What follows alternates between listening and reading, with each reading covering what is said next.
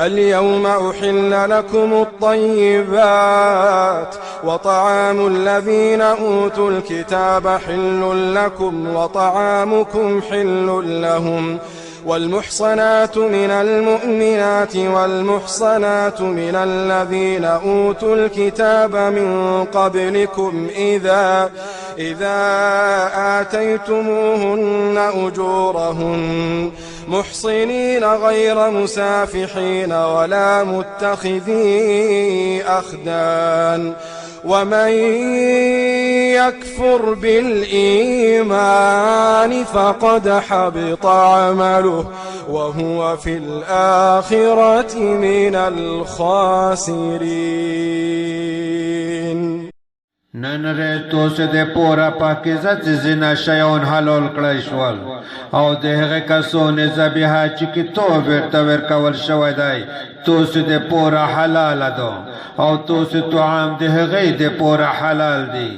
او تو سے دے پورا حلال دی پاک لمن مؤمن شذ او پاک لمن شذ د هغه خلق ځنه چې هغه ته د تو سے نمخ کې تو ورکول شوی دی کلا چې تو سے دے شدتا د هغه مہرنه ورکای چې عفت عزت غشتین کیای بدکوری کوین کی نه یای او نه په پټه سره یاران نیوین کیای او څوک چې د ایمان دنا انکار وکي نو یقینا د هغه عمل برباد شو او هغه په آخرت کې لا توانیان څخه وي. يا أيها الذين آمنوا إذا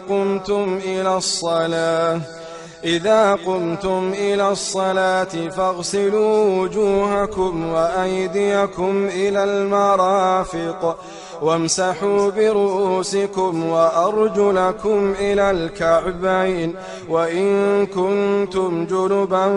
فاطهروا وإن كنتم مرضى أو على سفر أو جاء أحد منكم من الغائط أو لامستم النساء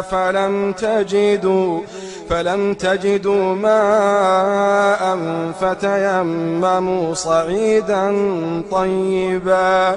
فامسحوا بوجوهكم وأيديكم منه ما يريد الله ليجعل عليكم من حرج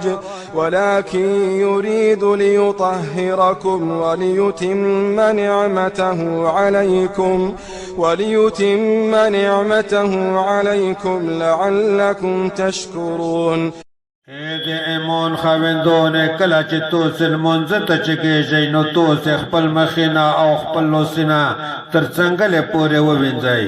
او د خپل سرینه مسح وکئ او تر ګټې پړکې پورې خپل پښې ووینځئ او کچره تو د جنابت په حالت کې نو ځون شپو کوي غسل وکئ او کچره تو سه بیماران